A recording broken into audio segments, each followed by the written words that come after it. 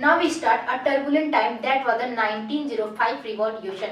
Turbulent time का मतलब ये है कि उपद्रवी समय, जो 1905 का रिवॉल्यूशन था उसे हम उपद्रवी समय क्यों कहते हैं, इसे हम देखते हैं। Liberals wanted to end of the autocracy of टेसार। जो लाइबरल्स है ना वो चाहते थे कि जो निकोलस सेकेंड टेसार की जो ऑटोक्रेसी है वो खत्म हो जाए। कौन चाह रहे थे ऐसा? लाइबरल्स चाहते थे ऐसा। They worked toward demanding a constitution during the revolution of 1905। तो वो क्या कर रहे थे 1905 के रिवॉल्यूशन में? वो डिमांड कर रहे थे किस चीज की? एक कॉन्स्टिट्यूशन की डिमांड वो कर रहे थे जब वो रिवॉल्यूशन हो रहा था 1905 का। उसके बाद ब्लडी संडे क्या है इसे समझने की कोशिश करते हैं। In 1904, prices of essential goods rose quickly that real wages declined by 20%। 1905 में क्या होता है? जो प्राइसेस हैं, जो गुड्स हैं, जो एसेंशियल गुड्स हैं, जो रोजमर्रा में यूज आने वाली जो चीजें हैं, उनके जो प्राइसेस हैं वो बड़ी तेजी से अचानक से बढ़ जाती हैं और इतना बढ़ जाती हैं कि देखा जाता है कि जो एक इंसान है उसके 20% लो आ गई है। इतनी ज्यादा प्राइसेस जो एबव हो जाती हैं एसेंशियल गुड्स की। उसके बाद क्या होता है? जब एसेंशियल गुड्स की प्राइसेस इतनी ज्यादा बढ़ जाती हैं, when 4 members of the Portlive Iron Works were dismissed, there was a call for industrial action। जो 4 मेंबर्स रहते हैं कहाँ के? पोर्टलिव आयरन वर्क्स इंडस्ट्री के, उनको डिसमिस कर दिया जाता है और उसके बाद होता है एक इंडस्ट्रियल एक्शन। जब उन्हें डिसमिस कर दिया जाता है, एक हड़ताल होता है। Over 11,000 workers in St. Petersburg went on strike demanding a reduction in working hours and increase in wage। 110,000 जो है वो वर्कर्स जो है सेंट पीटर्सबर्ग जो सिटी है, बहुत ही खूबसूरत सिटी है सेंट पीटर्सबर्ग, वहां पे स्ट्राइक पे चले जाते हैं और वो डिमांड करते हैं कि उनका जो इतना एक्सप्लॉयटेशन हो रहा है, इतने ज्यादा देर तक उनसे काम करवाया जा रहा है, उसको कम किया जाए और उनकी जो वेज जो इतनी लो दी जा रही है अगर देखा जाए काम के अनुसार, उसको बढ़ाया जाए। तो इस चीज की डिमांड पे वो लोग चले जाते हैं स्ट्राइक पे। ओके, कहाँ पे? सेंट पीटर्सबर्ग में स्ट्राइक हो रहा था। 1010 वर्कर जो थे वो स्ट्राइक कर रहे थे, 110,000 वर्कर जो है वो स्ट्राइक कर रहे थे। This procession was attack by the police and cossacks. ये जो प्रोसेशन, ये जो रिवॉल्ट चल रहा था, फिर उस पे जितने भी लोग थे उनके ऊपर पुलिस अटैक कर देती है और उसके बाद होता क्या है? Over hand workers were killed. 100 से ज्यादा लोग जो है वो मर जाते हैं इसमें जब पुलिस अटैक करती है। Strikes took place as a reaction. ऐसा माना जाता है कि ये स्ट्राइक पे रिएक्शन लिया गया था जब पुलिस ने उनके ऊपर अटैक किया और जिसकी वजह से 100 लोग मर जाते हैं। People demanded a constitution assembly. तो उसके बाद पीपल जो क्या है वो डिमांड करते हैं कॉन्स्टिट्यूएंट असेंबली की, किसे? टीएसआर निकोलस से। ठीक है।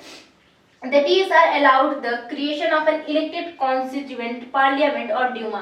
तो जो TSR है वो कहते हैं ठीक है तुम लोग अपना कॉन्स्टिट्यूएंट असेंबली बना लो, एक इलेक्टेड कॉन्स्टिट्यूएंट असेंबली, और उसे वो क्या कहते हैं? जो वहां का कॉन्स्टिट्यूएंट्स पार्लियामेंट था उसे ड्यूमा भी कहते हैं, Dumas. TSR dismiss the first Duma within 75 days। जो TSR वो क्या करते हैं? पहले जो ड्यूमा बनाए रहते हैं उसको क्या करते हैं? 75 डेज के अंदर डिसमिस कर देते हैं। And announce the election of A second one. वो अनाउंस करते हैं कि वो अब एक सेकेंड ड्यूमा बनाएंगे। क्या बनाएंगे? एक सेकेंड ड्यूमा बनाएंगे।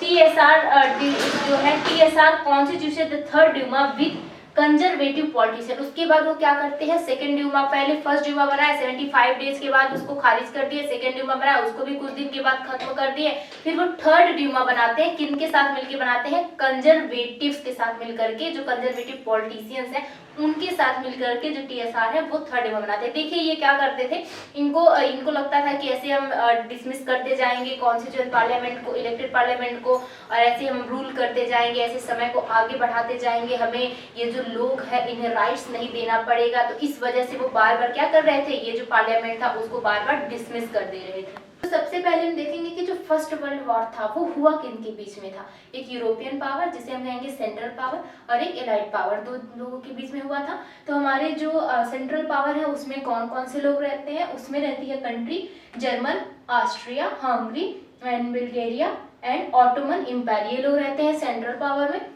एंड ये लोग किसके खिलाफ लड़ रहे थे? Great Britain, France, Russia, Italy, Romania and Canada, Japan, United State, ये था एलाइड पावर। ये लोग लड़ रहे थे फर्स्ट वर्ल्ड वॉर। इसमें जीतता कौन है? इसमें जीतता हमारा एलाइड पावर। और ये कब से स्टार्ट हुआ था? 1914 से 1918 तक। ये होगा इंट्रोडक्शन फर्स्ट वर्ल्ड वॉर का। अब देखते हैं जो फर्स्ट वर्ल्ड वॉर था उसका क्या इम्पैक्ट रहा रशिया में।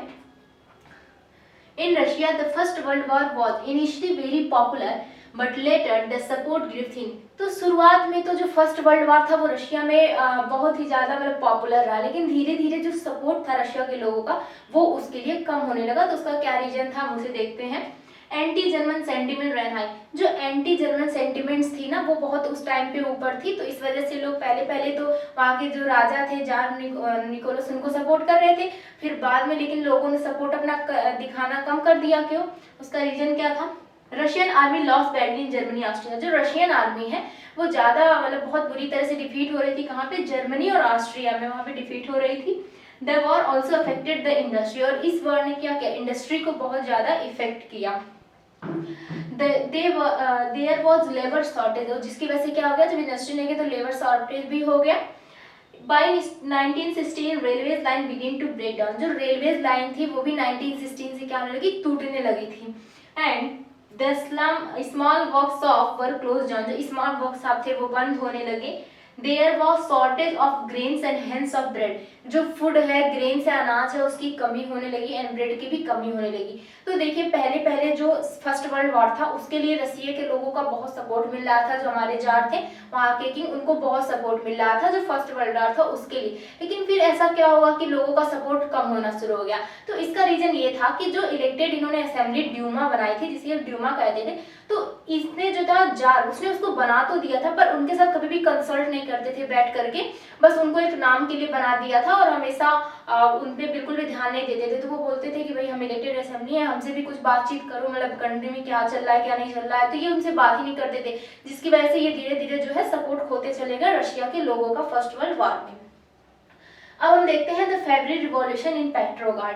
पहले देखिए जो पेट्रोग्राड है इसका नाम था पीटरबर्ग। सेंट पीटरबर्ग जो सिटी थी इसको कर देते हैं पेट्रोग्राड। ये क्यों होता है? क्योंकि जो पीटरबर्ग नाम है वो जर्मन नेम है और यहाँ पे एंटी जर्मन सेंटिमेंट्स फैल चुके थे, तो इसकी वजह से जो ये पेटरबर्ग था उसका नाम पेट्रोग्राड कर दिया जाता है। In the winter of 1917 Petrograd game.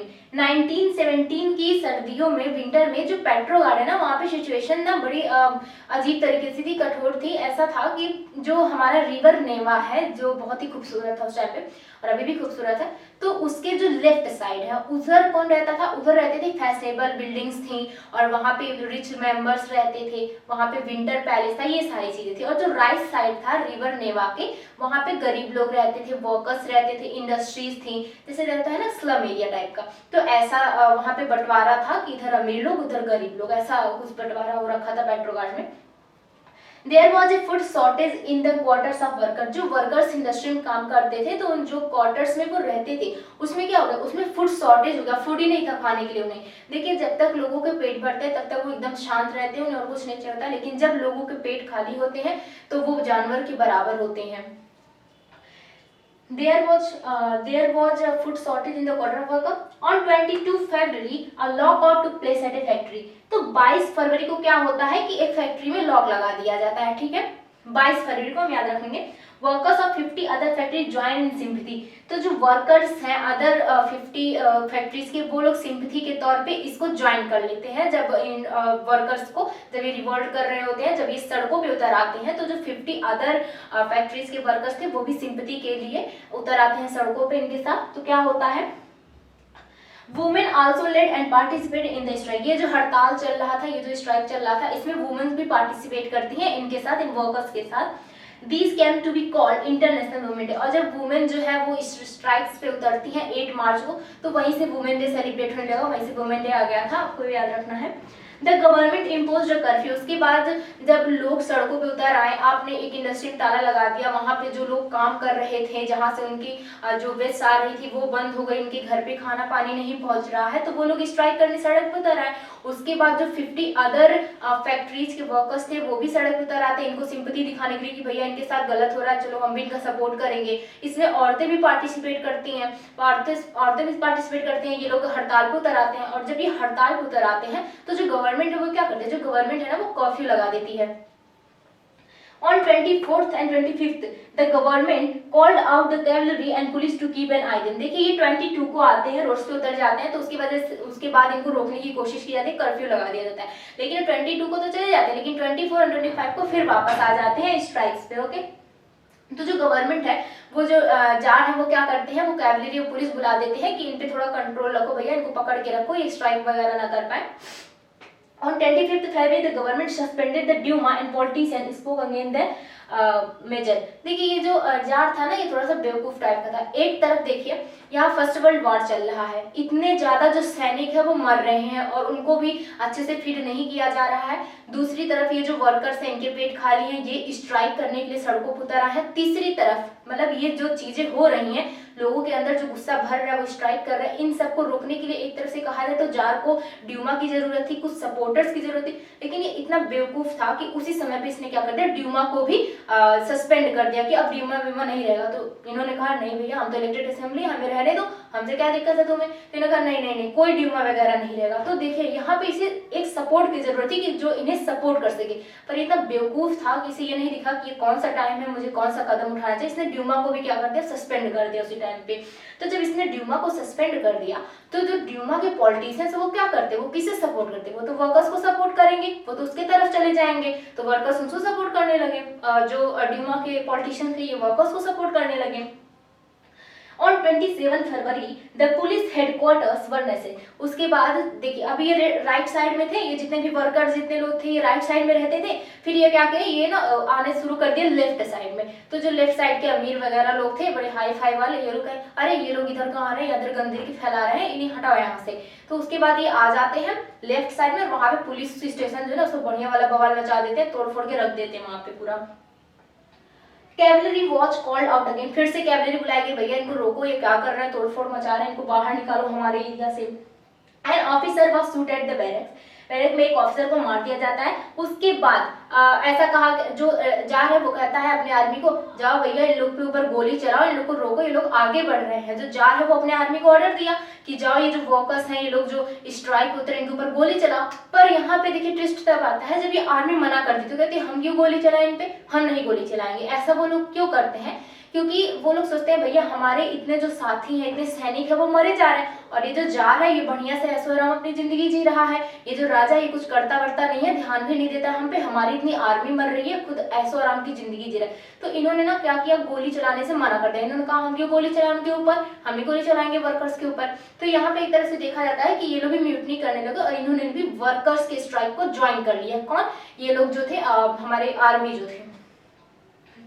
Voting to join the striking workers gathered to form a Soviet or council। फिर ये जो वर्कर्स थे और ये जो ये लोग थे आर्मीज थे, ये लोग एक जगह पे इकट्ठा होते हैं, फिर वहां पे वो क्या बनाते हैं, वहां पे ये वोटिंग करते हैं कि हम वर्कर्स को सपोर्ट करेंगे। ये लोग एक जगह इकट्ठा होते हैं सारे आर्मी, वहां पे वो डिसाइड करते हैं कि भैया हमें वर्कर्स को सपोर्ट करना चाहिए, उसके लिए वोटिंग करते हैं कि हाँ वर्कर्स को सपोर्ट करेंगे। फिर वहां पे ये पेट्रोगार्ड में बनाते हैं क्या, एक काउंसिल बनाते हैं जिसका नाम ये रख देते हैं पेट्रोगार्ड सोवियत। और ये कब होता है, ये होता है 25 फरवरी को। तो 25 फरवरी को ये लोग मिल करके, जो वर्कर्स थे वो मिल करके, और ये जो म्यूटनी कर रहे थे आर्मी वो मिल करके, जो ऑफिसर्स थे, ये लोग क्या बनाते हैं, पेट्रोगार्ड सोवियत। कब बनाते हैं, 25 फरवरी को। Okay, A delegation to meet the tsar military commanded advice. उसके बाद एक मिलिट्री कमांडर गया टेसार के पास, जार के पास, उसने कहा भैया तुम गद्दी त्याग दो, बड़ा तुम्हारे साथ वही होगा जो फ्रेंच रिवॉल्यूशन में लुईस सिस्टेन के साथ हुआ था, तुम भलाई है तुम्हारी, गद्दी अच्छे से त्याग दो। उसके बाद जो जार है उन्हें भी समझ में आता है, ठीक है भैया लोग जो है बहुत ज्यादा भड़के हुए हैं, आर्मी भी मेरे खिलाफ हो गई। तो उसके बाद उनको भी समझ में आ जाती है बात कि हाँ मेरा तो अंतकाल नजदीक है, तो मुझे गद्दी त्याग देना चाहिए। On 2 March the jar abdicated। तो abdicated मतलब होता है कि राजगद्दी को त्याग देना। तो जो 2 मार्च है उस दिन क्या करते हैं, जार जो है गद्दी पर से उतर जाते हैं, कहते हैं लो भैया मैं उतर गया, मुझे अपनी जानकारी है। Soviet leader and Duma leader form a provincial government to run country. जो सोवियत लीडर्स थे जिसमें वो ऑफिसर आर्मी वगैरह थे, और जो ड्यूमा लीडर थे जो पॉलिटिशियन थे, ये लोग मिलकर क्या बनाते हैं, प्रोविंशियल गवर्नमेंट्स, जिससे जो कंट्री है वो रन कर सके। Now we start studying that what was the impact of the First World War on Russian Empire. So let's start it. Restrictions on public meeting and association were removed। जो restrictions लगाए गए थे ना कि कोई association नहीं बना सकता ना, नहीं बना सकते तुम मीटिंग नहीं कर सकते, ये जो रिस्ट्रिक्शंस, ये जो फाउंडेशन लगाए गए थे उसको रिमूव कर दिया गया, ठीक है। सोवियत वर सेटअप एवरीवेयर, जो सोवियत है ना उसको हर जगह सेटअप कर दिया गया। सोवियत क्या होता है, वही जो पेट्रोग्राड सोवियत बना था फरवरी में।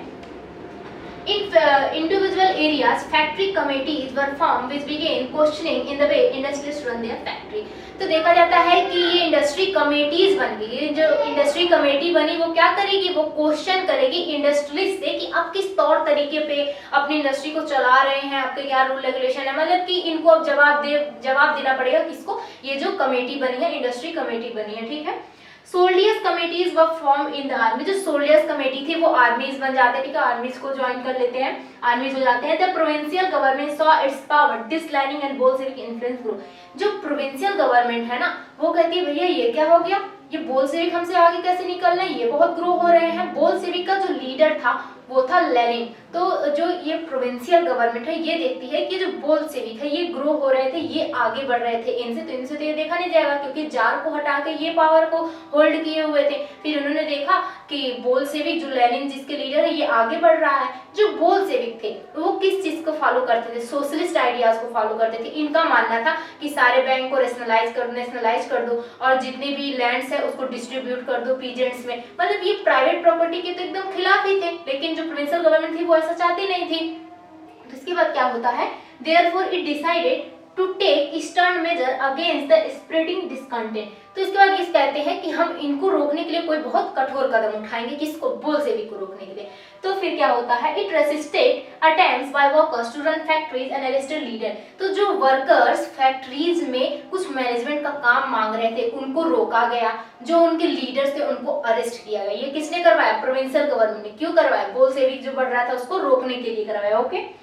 Peasants and socialist revolutionary leaders pressed for a redistribution of land। जो peasants के socialist रिवॉल्यूशनरी थे उन्होंने फोर्स किया कि जो लैंड है उसका बंटवारा होना चाहिए, किनके बीच में, पीजेंट्स के बीच में बंटवारा होना चाहिए, इसका रीडिस्ट्रीब्यूशन होना चाहिए। जो ज्यादा नोबल्स और क्लर्जी की तरह लेके बैठे थे ना लोग, जैसे फ्रेंच रिवॉल्यूशन में लेके बैठे थे, तो वैसे जैसे यहाँ लोग लेके बैठे थे जमीन ज्यादा बड़े रिच मेंबर्स, तो उनको फोर्स किया गया नहीं भैया तुम लैंड का रीडिस्ट्रीब्यूशन करो, पीजेंट्स उसको बांटो, क्योंकि वो सोशलिस्ट को फॉलो करते थे जहाँ पे प्राइवेट प्रॉपर्टी के वो बिल्कुल ही अगेंस्ट होते हैं।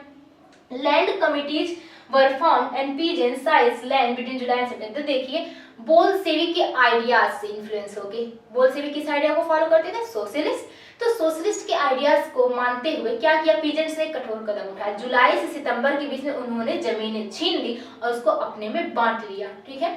तो यही था यहाँ का इफेक्ट कि क्या इफेक्ट पड़ता है फर्स्ट वर्ल्ड वॉर का रशियन एम्पायर पे, एंड बोल्शेविक जब ग्रो होते हैं तब क्या होता है। Now we start the revolution of October 1917। तो देखते हैं इसमें क्या होता है। तो होता है इसमें ये है कि जो हमारे 16 अक्टूबर 1917 को लेनिन जी हैं, कब 16 अक्टूबर 1917 को जो लेनिन जी हैं वो कहते हैं कि ऐसे तो काम चलेगा नहीं, हमें पावर को छीनना पड़ेगा। तो ये एग्री करवाते हैं कि इसको, जो पेट्रोग्राड सोवियत बना था वर्कर्स एंड आर्मी का, उनको, और जो हमारी पार्टी बोल्शेविक पार्टी थी उन सभी लोगों की सहमति लेते हैं और कहते हैं अब हमें पावर को खुद ही छीनना होगा, सबको सहमत करते हैं इस पॉइंट ऑफ व्यू पे।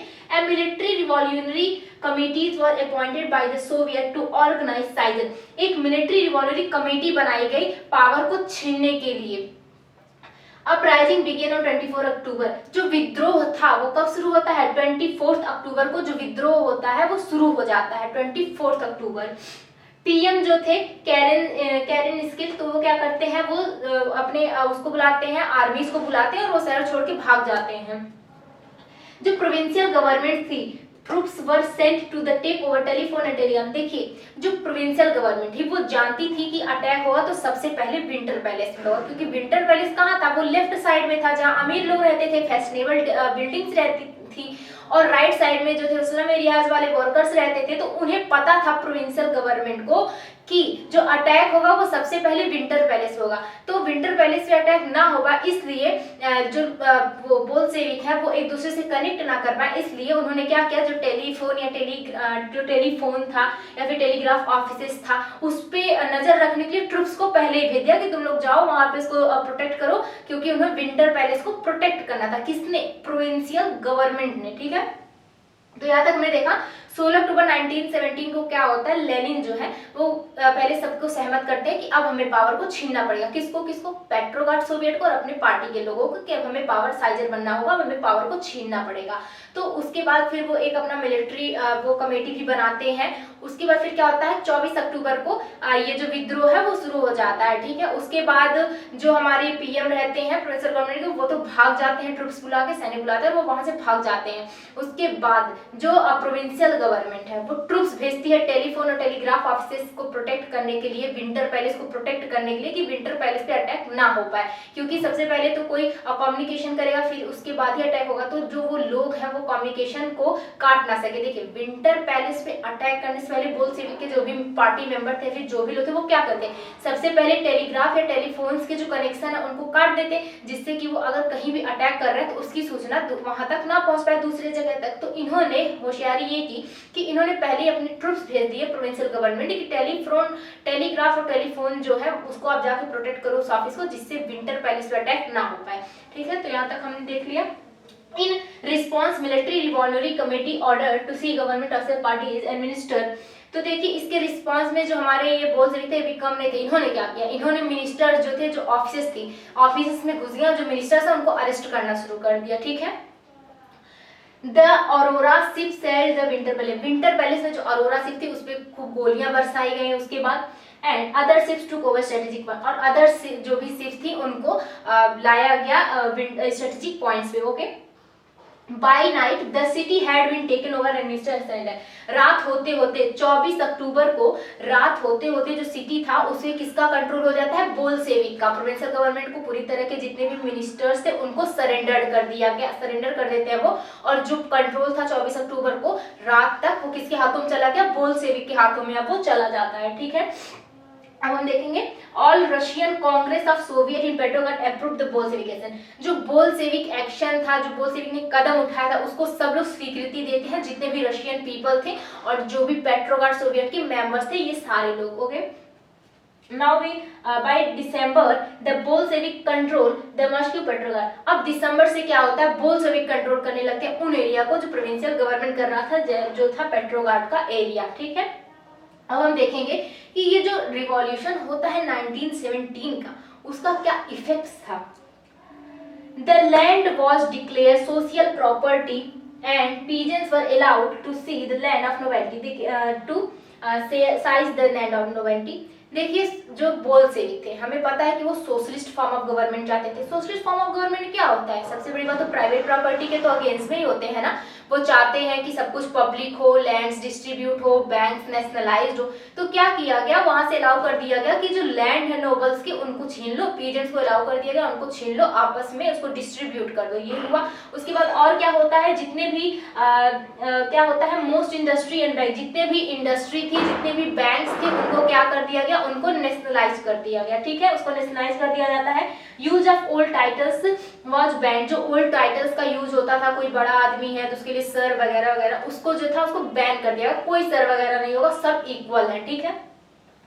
New uniforms were design for the army officials, new designs के कपड़े बनाए गए लोगों को पहनने के लिए, आर्मीज को, ऑफिशियल्स को। Russia become one party state, जो रशिया था ना वो वन पार्टी स्टेट बन चुका था। वो वन पार्टी स्टेट कौन सी थी, वो वन पार्टी थी बोल्शेविक पार्टी, जो सबको डोमिनेट कर ली थी, okay.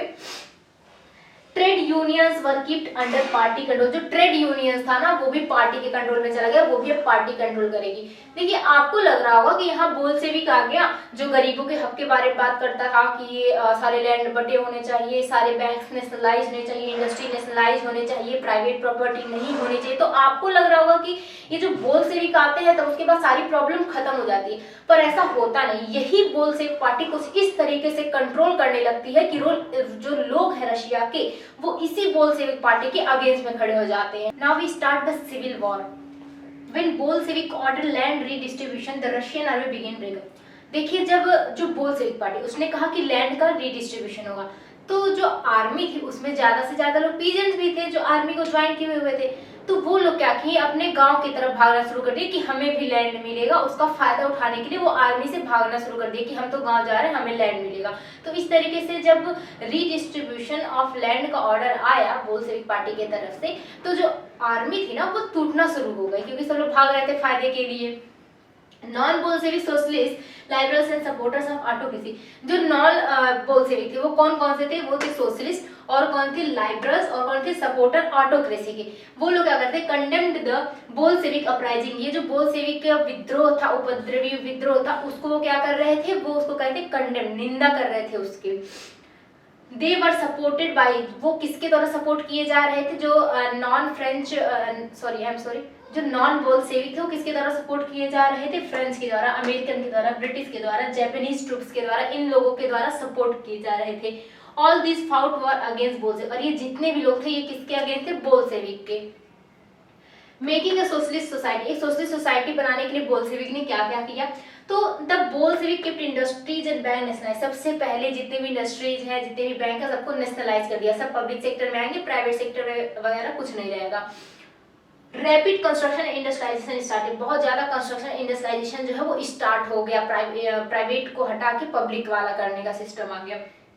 And standard schooling system develop, जो स्कूलिंग सिस्टम था उसको और बढ़ाया गया, विकसित किया गया, डेवलप्ड किया गया। उसके बाद आता है स्टालिन एंड कलेक्टिव फार्मिंग। देखिए जब लेनिन की डेथ हो जाती है तो उसके बाद बोल्शेविक के लीडर बनते हैं हमारे स्टालिन, और ये भी बहुत ज़्यादा ही आप कह सकते हैं एकदम क्रूअल थे, ये भी बहुत ही गलत तरीके से, मतलब इन्होंने बहुत लोगों को मारा पीटा है। Stalin believe that rich peasants and trader stock supplies to create shortage of grain. जो स्टालिन थे इन्हें लगता था जो ट्रेडर्स हैं या फिर जो रिच पीजेंट्स हैं उन्होंने जानबूझ के वो ग्रेन का जो सप्लाई है वो कम करते हैं, जिससे मार्केट में ग्रेन का शॉर्टेज हो जाए और उस शॉर्टेज के टाइम पे वो उस ग्रेन को बेचे जिनसे उनको फायदा हो। ऐसा सोचते थे स्टालिन। क्या सोचते थे वो कि जो पीजेंट्स हैं, रिच पीजेंट्स हैं या फिर जो ट्रेडर्स हैं, जानबूझ के वो शॉर्ट सप्लाई कर रहे हैं ग्रेन का मार्केट में, जिससे कि शॉर्टेज हो जाए, और जब शॉर्टेज आएगा तब ये बेचेंगे, इनको फायदा होगा। ऐसा सोच रहे हैं स्टालिन, इनकी सोच है। Hence, collectivisation was the need of, और इन्हें लगता था कि कलेक्टिवाइजेशन होना चाहिए जिसकी वजह से सब लोग लैंड अपना गवर्नमेंट के हाथों में सौंप दे, वहाँ पे गवर्नमेंट सब लोग वहाँ पे कल्टीवेशन करे, उसके बाद जो पैदा होगा वो मार्केट में जाएगा, बिकेगा वहाँ पे, इनका ऐसा सोच था। Those farmer who resisted collectivization were punished, deported in jail. वो फार्मर जो रेसिस्ट रोक रहे थे कि हम अपना जमीन नहीं देंगे, जो इनके कलेक्टिवाइजेशन के खिलाफ थे, उनको पुनिश किया जा रहा था, उन्हें अरेस्ट किया जा रहा था या फिर उनको मार दिया जा रहा था। By the time of outbreak of global influence, तो ग्लोबल इन्फ्लुएंस के बारे में पढ़ेंगे कि कैसा रसिया का इन्फ्लुएंस रहा है, उसके सोशलिज्म का इन्फ्लुएंस रहा है। In many countries communist parties were form, बहुत सारी कंट्रीज में कम्युनिस्ट पार्टी फॉर्म हुई, जैसे कि रशिया में हुई थी। By the time of outbreak of Second World War, the USSR opened socialism a global phase. जब सेकेंड वर्ल्ड वॉर छिड़ा ना तो उस टाइम पे जो यूएसएसआर है उसने सोशलिज्म को एक ग्लोबल तौर पे बहुत ज़्यादा डेवलप्ड किया, सबको शो किया। सोशलिज्म बहुत ज़्यादा इन्फ्लुएंस हुआ रशिया की वजह से ग्लोबल, पूरे ग्लोबल में। By the end of 20th century, the international reputation of USSR as a socialist country was declined. तो जब 20th सेंचुरी का अंत में जो यूएसएसआर था, अभी तक वो एक सोशलिस्ट कंट्री था ना, लेकिन 20th सेंचुरी के जाते जाते अब यूएस जो था वो एक सोशलिस्ट कंट्री की तरह जो उसका रेपुटेशन था उसको वो खो रहा था, वो डिसलाइन हो रहा था। तो यहाँ पे मैंने जो सेकेंड चैप्टर है 9th क्लास की हिस्ट्री की उसको खत्म कर दिया है। Thank you for watching.